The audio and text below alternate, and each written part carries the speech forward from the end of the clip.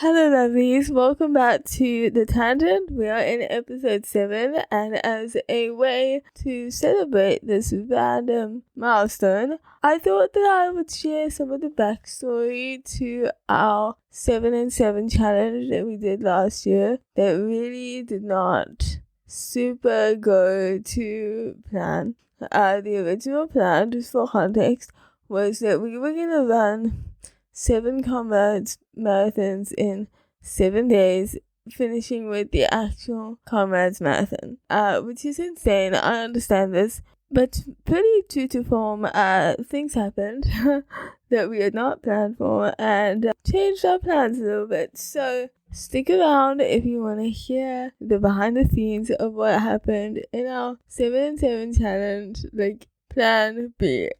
Buckle up, lovelies. We're taking a ride through some of the quickest corners of my life on wheels. I'm Katie, and I've been doing this disabled thing since day one. This is not your typical disability education podcast. Every tangent, every detour is a chance to look behind that curtain of disabled life, unravel the threads of confusion, and discover those, whoa, that actually makes sense moments. Eventually, this is The Tangent, where laughter is the map, curiosity is the compass, and understanding blooms even in the craziest corners. Hit subscribe, grab your headphones, and get ready to be surprised, because the way to understand why is to embrace the wild, hilarious how. So let's do the thing. Okay, so I think I've said in previous episodes that I am an adaptive athlete, so this story is about running. We decided that we needed more of a challenge, so my friend Buddy came up with the 7 and 7 idea, and obviously I was keen because ridiculous. So he brought the 7 and 7 idea to me, and I was excited about it, and we made plans, and last year we actually got to put the plan into action and make that a reality for ourselves. But turns out, as is standard practice, I'm learning in my life, my body had things to say about those plans. So when I say we, I'm going to say we a lot in this episode because I'm referring to myself and also Muddy because he's one of my running partners and he ran with me for this one, and we do a whole bunch of other things together, climbing mountains, and generally when we climb the mountains, he's carrying me on his back in a Katie backpack, I guess, and I tend to have emotional breakdowns when we're on the mountain. So that's a side story. Anyway, so we had this whole plan and everything was coming together beautifully. We had decided that we were going to leave early on the Friday morning so we could do a launch thing in Joburg and start the challenge on the Monday. So that was the plan. 16 days before the Comrades happened, I ended up having emergency abdominal surgery, which is a lot more intense lead up to that kind of challenge that I was planning. So here's what happened. So the story starts on a Thursday, random Thursday, not a lot going on. It's really not this big deal of a day. We were doing some recording stuff, filming for our 7 and 7 promotional stuff and the pre-challenge chats and stuff. So that was happening and that went beautifully, and I wasn't super comfortable, but it's alright. I felt like in my life I deal with a level of discomfort on a regular basis, so I wasn't fazed by the fact that I was uncomfortable. I was just oh, my body's having a moment, it'll pass. And around 2 p.m. I had severe abdominal pain. cramping. And I was like, that's weird. Maybe my cycle is early or something. So I kind of left it, and then I went home early. Let me know if this is like too much information, but we're here now. So, as part of my disability, I have interesting challenges with bathroom things. So, as part of regular management, we do colonic irrigations. So I thought like maybe this is just an unscheduled irrigation moment. So I went home early and did a cleanse, and it didn't really help. And a couple hours later, I felt nauseous, and I was like, I'm gonna throw up everywhere. So that was not fun, but I still wasn't like, this is a huge deal. I need to actually address this. We kind of just like, if it's still, we're gonna wait and see. So if it's still bad, like in the morning, then you'll go to a doctor and see what they say. So I started feeling a little better, and then I ate something, and then it got way worse. And then I later on in the night I started throwing up, and that was less than ideal. I think it was like 5 times or something, and got like very little sleep. And at 6 a.m. on the Friday, I messaged my mom, and I said, Mom, I'm still not feeling great. Can we just go to the doctor before we go to work so we can see like what's happening? And I think about that now, and I'm like, what is happening? Like that's a ridiculous perspective to me, and I know it's mine, but like, what was I thinking? Just like, oh, I'll just go like check out this thing and then go to work and do normal things. Obviously, my life had other plans. So we decided at 6 a.m. that we were gonna go to the hospital where my doctors are, because that would make sense, like just because they're there already, and if there is an issue, it's not as big of a deal to sort it out. And on the way to the hospital, I was super stressed. I'd like to preface this story by saying I do have some medical trauma related to this particular issue, and so I think maybe I was in denial or something, but here we are. So I had super anxiety going into this whole hospital experience, and we get there, I'm nauseous and throwing up and feeling pain, but then they triage you and they ask like, what's your pain level? And I'm like, I don't know, like a 6 maybe. And they were like, okay, cool, so we have to wait a while because that's not necessarily a pain level that's like super urgent or whatever. So we waited a while. We got into the bed place in the emergency room, and they come in and they want to take blood samples. So I'm like, okay, cool. I might freak out about this, and like this might be an issue, but like we gotta do what we gotta do. Luckily, like that week, I had a therapy session that was literally essentially role-playing me blood drawn. I hope that's relatable to people, but I kind of knew what I was gonna say if I needed them to, respect my issues.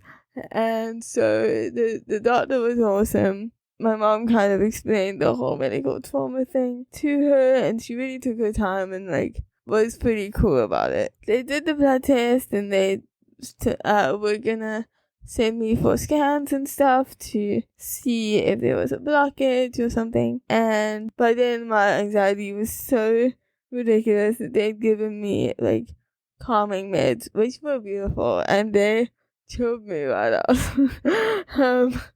But I was sitting in my wheelchair and it started flowing, and 3 minutes later I was like, Mom, I need to lie down because I'm gonna pass out, which after the night that we'd had was kind of beautiful. So I got on the bed, and they took me a while later in to have this, I don't know, MRI or something. whatever those scans are, I can't necessarily deal with those machines. They are very stressful to me, but it's fine. And they did the scan, and then we waited for the results, and then blood tests didn't work because they didn't have enough, or it was contaminated or something, and we had to do it again. So that was not ideal, but also I met a really good, I don't know what they called. Are they called like blood techs? I don't know. But the blood guy, he came and did it again, and he gave actual information like, hey, your veins are beautiful, except like when you don't use the right ones. And when you do blood tests or anything, next time, ask them for a butterfly needle, because they're smaller and like easier to get in. And I was like, wow, no one's ever said that to me before. So amidst all of this chaos, at least I was gaining information that I could use later as an empowered patient. So we did that, and they got the scans back. Turns out I had like a twisted bowel, you guys, and they contacted my doctor, surgeon person, Ian, and he came in and he's like, so you have this issue, and you need to tell people what your actual pain levels are, because this is like an 11 pain level, not like a 7 or whatever I had said. And then I like waited there. I thought that they were just gonna like give me some meds or something and sort that out.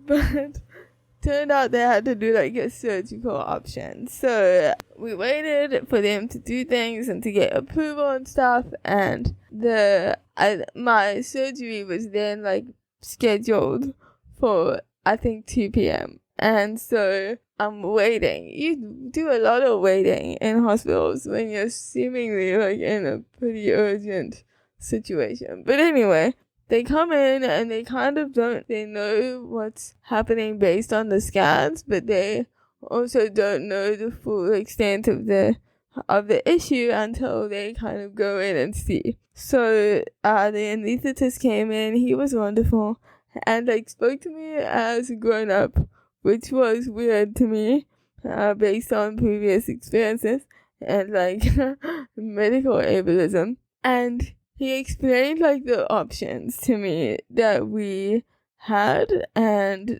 they got progressively more intense and like worse. He said like, best case scenario, we have this, we go in laparoscopically and we untwist it and everything's beautiful and you can go home tomorrow. I'm like, cool, can we do that option please?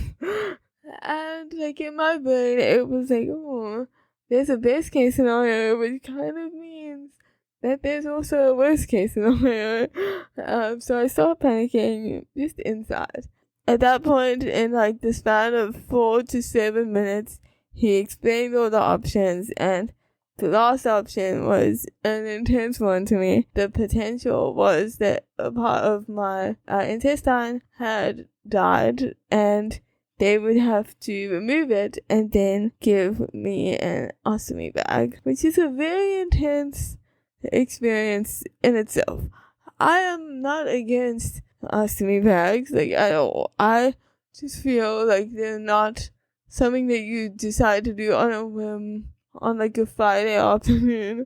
You gotta plan for that stuff, and you gotta find a team, psychologically prepare for that, you know, like it's a huge deal. The aftercare and like the recovery is so different to just like standard abdominal surgery. So I think I lasted like 17 seconds before I was in full-blown panic mode. Like my anxiety was like, hello, I will take over from here, thank you.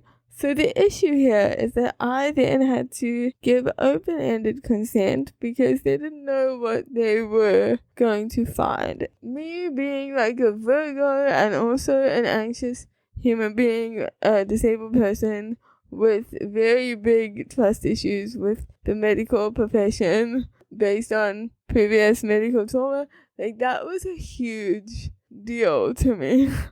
Also remembering that I, at this point, could not sit up properly, so I wasn't able to sign the actual consent forms because I kind of need to be sitting to write things. So I had to give my mom verbal consent to sign the actual official papers on my behalf.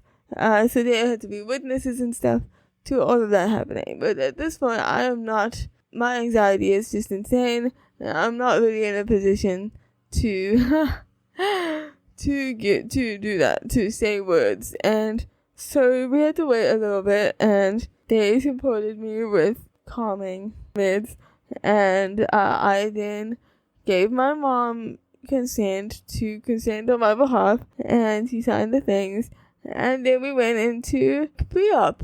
So obviously there's like so much that happened in this time. I woke up from surgery and I don't super remember what was happening in post-op, but I do remember that I remember random points where I had an NG tube or something, and I remember somebody saying, "Oh, she's not tolerating it." And that's a whole story for another day. So I remember them taking that out and then making other plans, and got to the room. Now I think it's like 6 or 7 p.m. and my natural response to anesthetic is just crying. So I was like sobbing, and there's nothing wrong at that point. Every time I have anesthetic, I just get super emotional, and it's just how it is for me. So I'm crying. Apparently I said something very dramatic to my mom, like, "Don't leave me here, please. Don't leave me alone. Like, stay here. Don't go." I don't remember that at all.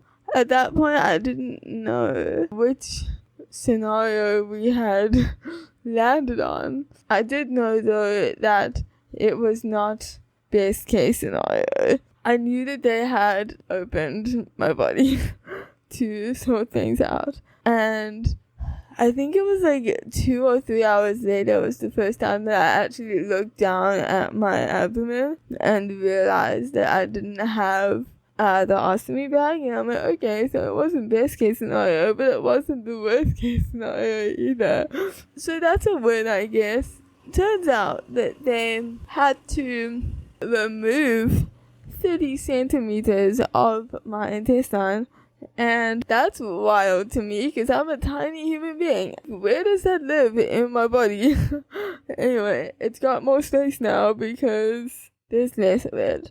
So that was insane. That was a lot of information to process. I think the next day I was not feeling better, but like I was at least healthier and like not on the verge of disaster. My mom threw out this question. I kind of was like, oh my god, all our plans are dead now, because you can't go to have surgery and then still run 7 ultra marathons in 12 days. You can't do that. So I thought that we were okay, cool, we're gonna do it next time.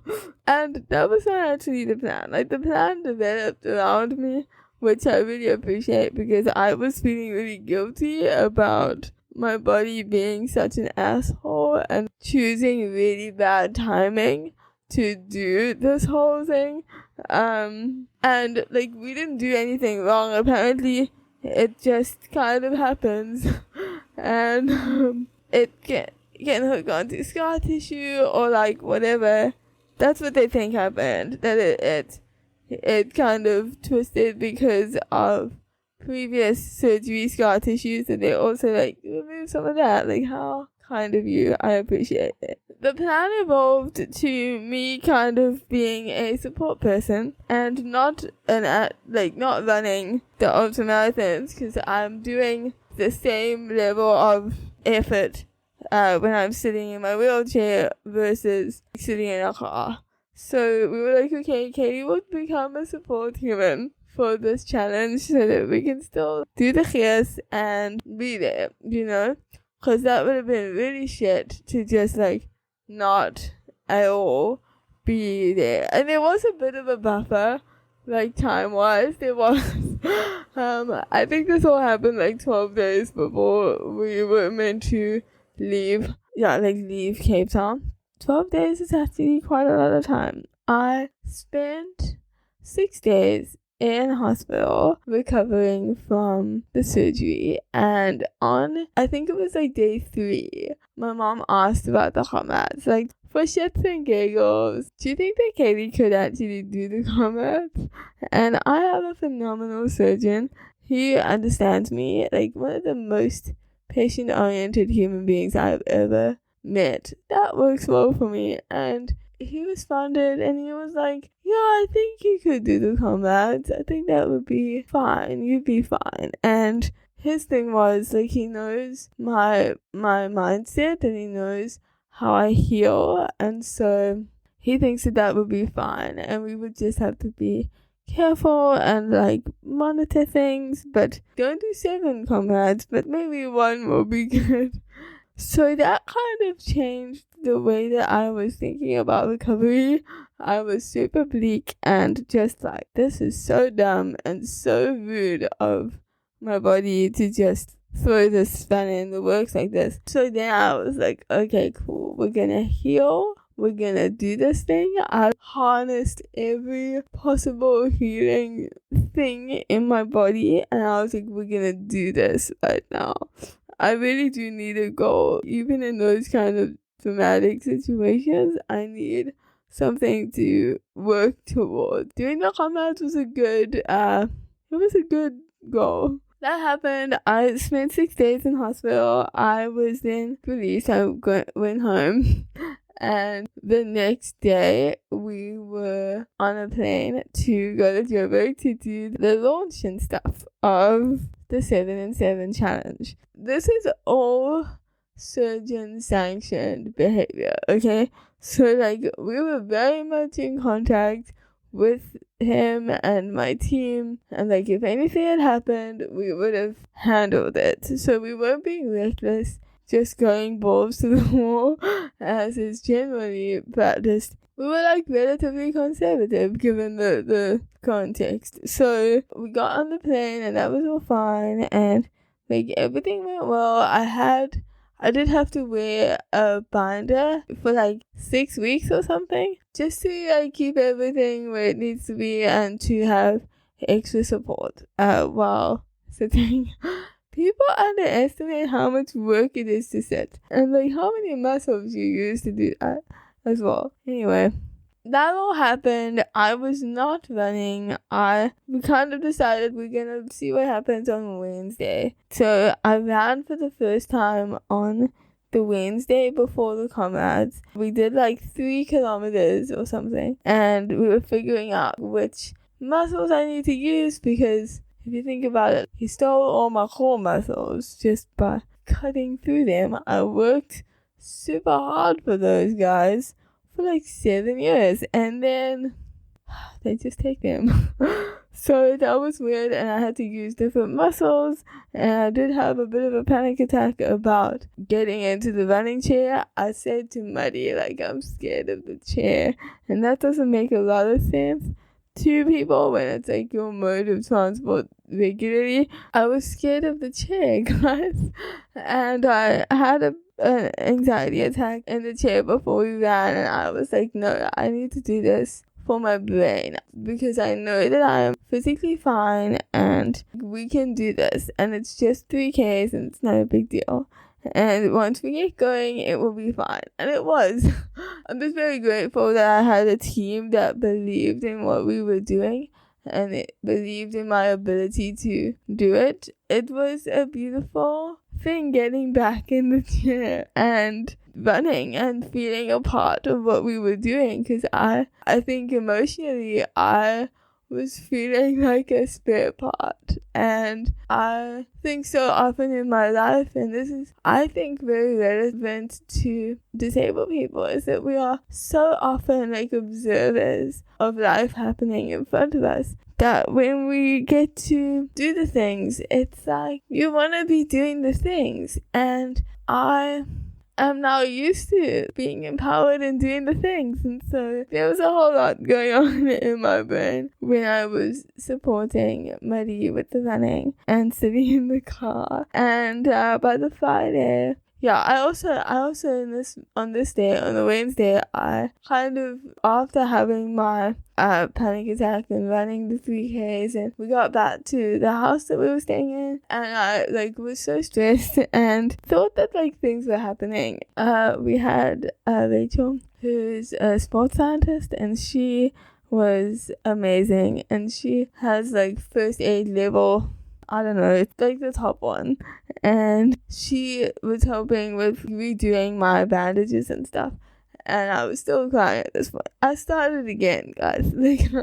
I got it together and then I restarted that trend. At the house, I'm crying, and Muddy put me on the bed so that Rachel could redo my dressing and stuff. I'm thinking I'm falling out of myself at this point. And that's really embarrassing that you have 3 kilometers and you can't keep your organs inside yourself. That's what I think is happening. And this is the power of your mind, right? Because Rachel's undoing the things, I'm still stressing and crying. She's just carrying on because I told her to do that. I'm actually fine. I'm gathering. So she's doing the stuff and she undoes everything and looks at it, and everything's actually beautiful. Everything's together, scars have healed, stitches have dissolved, everything's looking so good.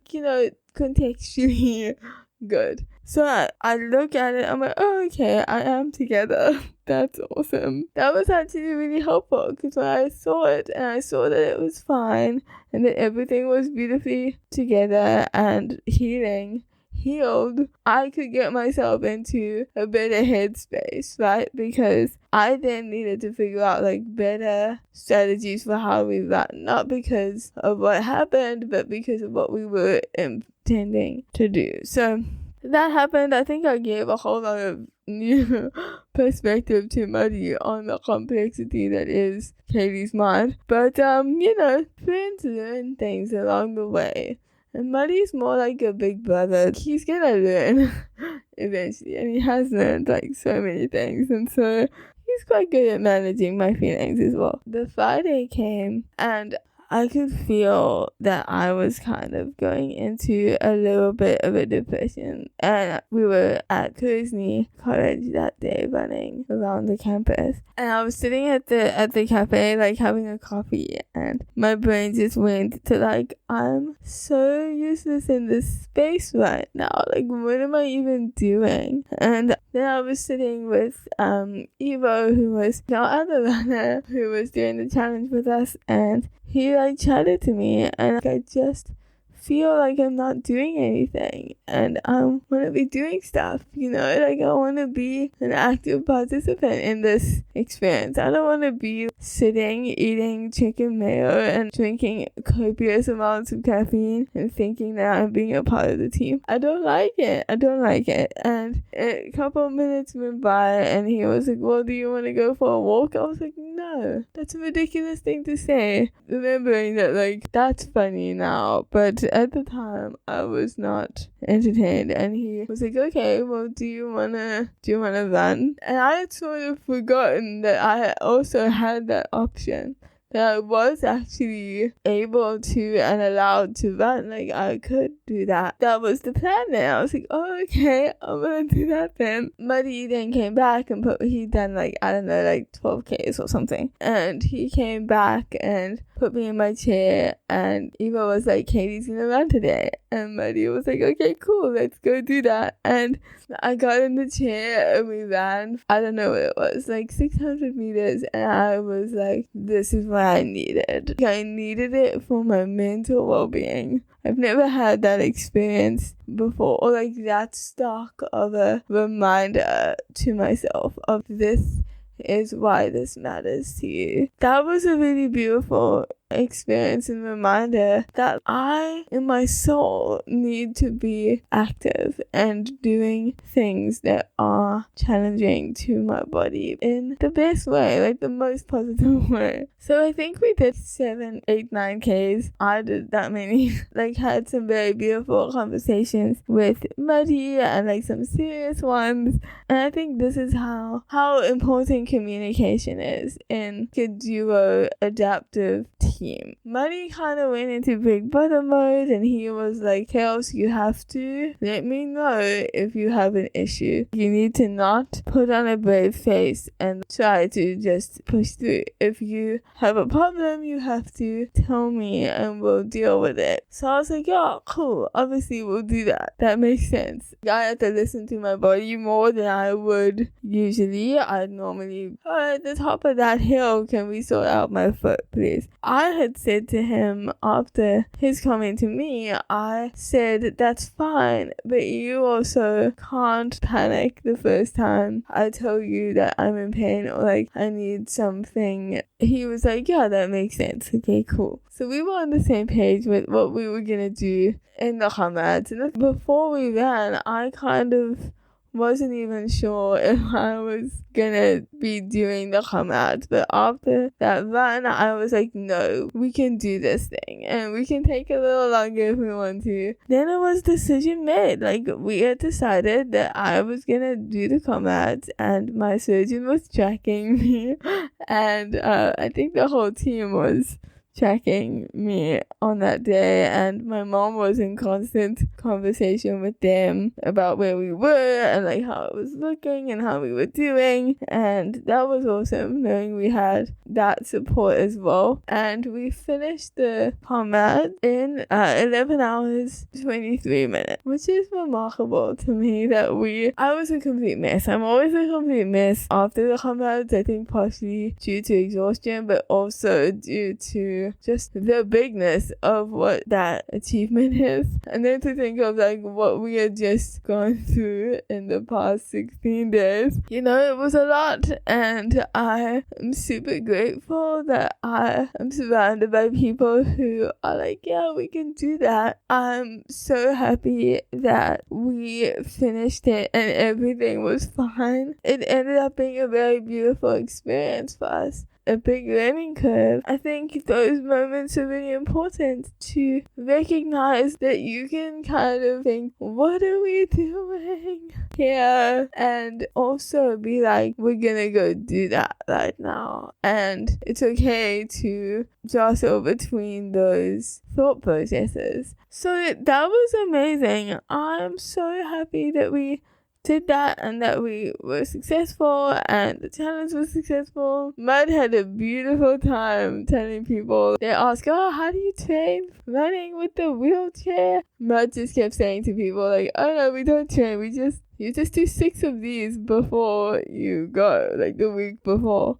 And they laugh it off, and he's like, no, seriously. So that was a joyful moment to me. We are doing it again this year. We're doing the 7 and 7 challenge again. We are planning to not have emergency abdominal surgery or emergency surgeries of any kind from any team member. We will be ahead of the game then. So I'm going to be on the road this time and with Muddy and Eva, and it's going to be so good. We also have opportunities for people to join us. We wanted to expand the challenge a little bit to community members, so you can sign up and pick your own challenge. You can come run with us if you want to. If you are around the area that we are running, come stop by. And I'm so excited to see how that energy expands and grows and leads to a big impact, because I think last year, even though we had these crazy developments, I do think that it laid a really solid foundation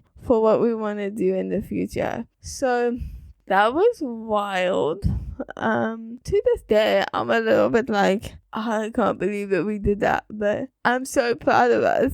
as well for doing that and for pushing through and making it happen, because we proved a lot of points in doing that activity and being so determined to make it happen. And I think that's the takeaway of, you can have shitty things happen. It doesn't mean that they have to fully derail your plans. They just adapt the plans and you adapt with it. You can have compassion with yourself, with your teammates, and you can still make an impact and have it be a powerful thing. It became a better story and a more important life lesson for all of us involved in the team, and I hope also the people who were following and watching. So all of that was insane, really intense, and I have processed it now, so I can talk about it now. Having incredible people around you who are supportive and care about your well-being, but also push you to challenge the perceptions of what is possible. Go find those people, because they're out there and they're wonderful and they teach you just as much as you are teaching them. So I hope that you enjoyed this story and that you took something from it. If you had a similar experience, let me know. I'd love to hear it, and I'll see you in the next one.